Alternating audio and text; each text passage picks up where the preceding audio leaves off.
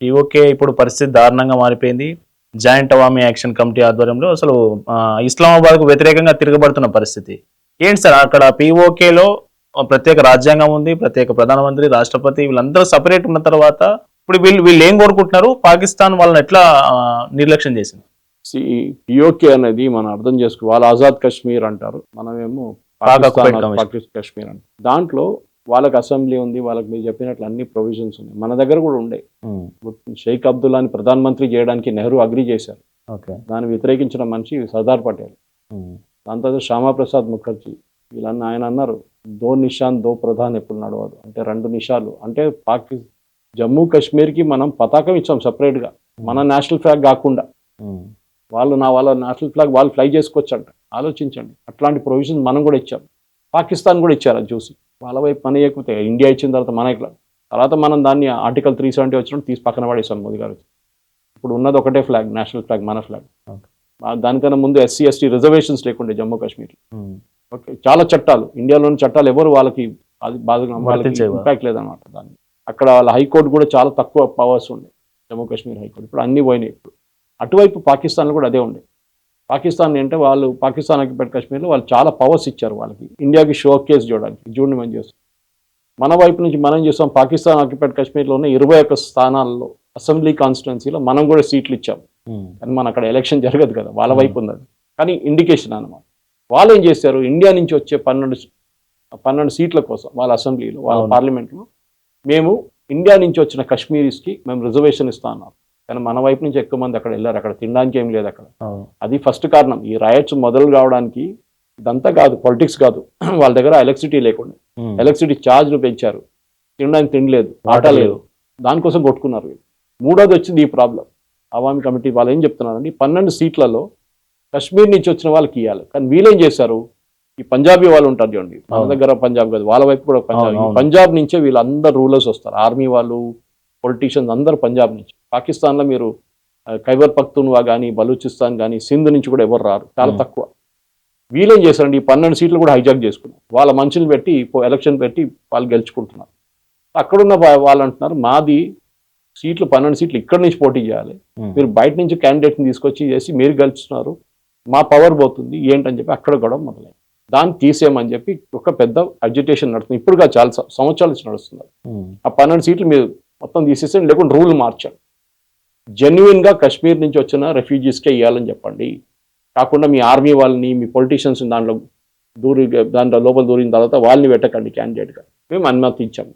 అది గొడవ అన్నమాట. సార్ ఇప్పుడు మన ఒక జాయింట్ జేఏసీ లీడర్ కూడా ఒక ఆయన మనకు భారతదేశానికి కోరుతున్నాం, మీ డోర్లు ఓపెన్ చేయండి, మమ్మల్ని ఆదరించండి అని ఒక అభ్యర్థన కూడా చెప్పినట్టు అనిపిస్తుంది. నిజంగా ఇప్పుడు పీఓకేను స్వాధీనం చేసుకునే అవకాశం ఉందా భారత్?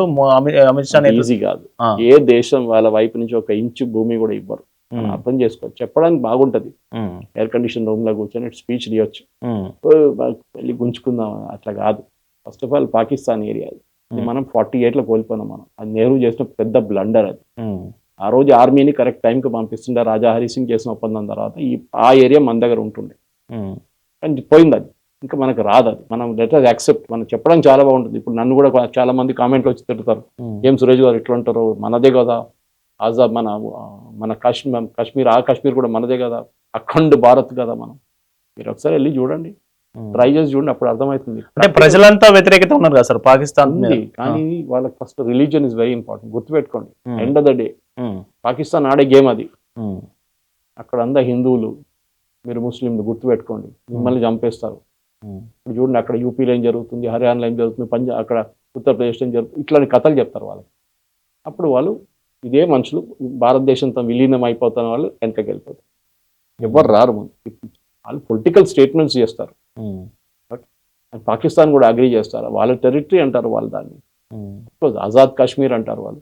కానీ ఈ ప్రాబ్లం ఎక్కడ వస్తుందంటే, మన డెవలప్మెంట్ చూసి వాళ్ళు ఏడుస్తున్నారు.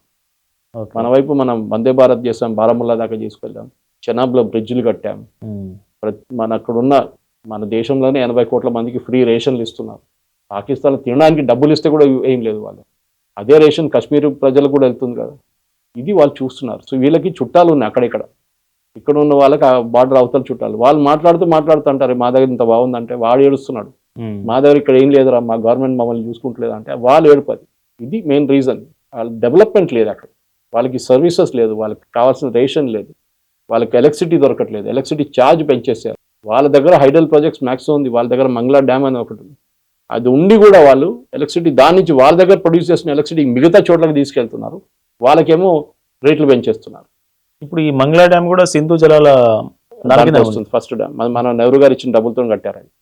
నెహ్రూ 80 కోట్లు ఇచ్చింది ఆ టైంలో 60s లో, పాకిస్తాన్కి గిఫ్ట్ ఇచ్చింది, ఆలోచించి చేసింది. ఇప్పుడు ఈ సింధు జలాల తాత్కాలిక ఒప్పందాన్ని తాత్కాలికంగా రద్దు చేయడం కూడా పాకిస్తాన్ మీద ఇంపాక్ట్ పడిందా సార్? ఇప్పుడు కాదు, పడుతుంది. ఎందుకంటే మన డ్యామ్ కట్టనీయలేదు. Western flowing rivers and eastern flowing rivers అంటారు. అవును. ఓకే, అక్కడ చెనాబ్ రావి అక్కడ ఉంటుంది. ఇక్కడ మన దగ్గర సట్లెజ్ రావి బేయాస్ ఉంది, అక్కడేమో ఇండస్ ఉంది, ఇండస్ జీలం అండ్ చెనాబ్ ఉంది. ఈ చెనాబ్, ఇండస్ అండ్ జీలం మీద మనం డ్యాములు కట్టలేము. ఇది ఒప్పందంలో ఉంది. ఇన్ని సంవత్సరాల నుంచి మనం దాన్ని ముట్టుకోలేకపోతాం. దాంట్లో వస్తున్న 90% నీళ్లు పాకిస్తాన్కి వెళ్తుంది, మనకి 10% వస్తుంది. ఆలోచించి ఆ పరిస్థితిలో ఉండే మనం. సో అది ఇప్పుడు మోదీ గవర్నమెంట్ అన్నారు, సారీ మేము దాన్ని అబేయన్స్లో పెడుతున్నాం, మేము కావాలంటే ఆ నీళ్ళని డైవర్ట్ చేసుకుంటాం, మేము చేయి కోసేస్తాం అది ఇది అన్నారు. మేము డైవర్ట్ చేసేస్తాం, కెనాల్ కట్టేసి రాజస్థాన్ పంపిస్తాం, పంజాబ్ పంపిస్తాం, అక్కడ చాలా పెద్ద నీళ్ళ ప్రాబ్లం ఉంది, సార్ట్అవుట్ అయిపోతుంది. దీంతో 135 మిలియన్ ఏకర్ ఫీట్ నీళ్ళు పాకిస్తాన్కి వెళ్తుంది, మనకి 30 మిలియన్ ఏకర్ ఫీట్ కూడా లేదు. ఆ నీళ్ళు తీసుకొస్తే మన భారతదేశంలో 40% మన ఫార్మర్స్కి, రైతులకి ఆల్ ఓవర్ ఇండియా నీళ్ళు ఉంటుంది 24/7. 88 సిటీస్కి డ్రింకింగ్ వాటర్ వస్తుంది. ఆలోచించండి, అంత నీళ్ళంతా నెహ్రూ ఫ్రీ గిఫ్ట్గా ఇచ్చేసారు పాకిస్తాన్. సో దాన్ని ఇప్పుడు ఆపెట్టాయి, దాంతో వాళ్ళకి టెన్షన్. అది కాకుండా ఇంకో గేమ్ కూడా ఆడతాం మనం.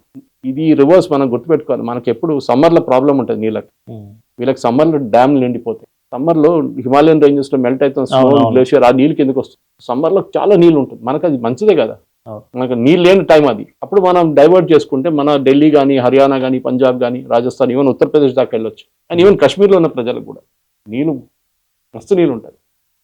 1 మిలియన్ ఏకర్ ఫీట్ ఉంటే ఢిల్లీ లాంటి స్టేట్లో మొత్తం అందరికీ 24/7 నీళ్ళు ఇవ్వచ్చు. సో పాకిస్తాన్ ఎకానమీ అగ్రికల్చర్ మీద, ఈ సింధు జలాల మీదే ఎక్కువ దాని మీద డిపెండ్ అయ్యింటారు. ఇప్పుడు అది అంత ఎఫెక్ట్ అయ్యే అవకాశం ఉంటుంది కాదు. అదే చెప్తాను నేను, మెల్లగా ఈ కప్పని మీరు వేడి నీళ్ళు వేస్తే అది బయటికి దుంకేస్తుంది, చూసారా? ఎప్పుడైనా ట్రై చేసి చూడండి.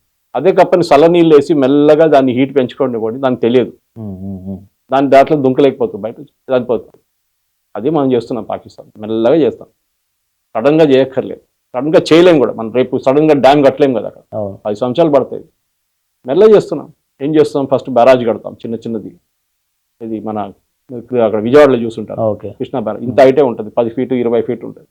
అక్కడ కట్టి నీళ్ళు అక్కడి నుంచి డైవర్ట్ చేస్తాం, పైప్ లైన్ వేసేసి పంజాబ్ పంపించేస్తాం. అప్పుడు ఈ కొడుకులు ఏడుస్తాం, మేము బాంబులు వేస్తాం అది ఇది అన్నారు. మన ఏంటి మేము చూసుకొని ఇక్కడ కూర్చున్నామా, మీరు చేస్తున్న సర్కస్ చూసి మేము కూడా కొడతాం ఉంటుంది.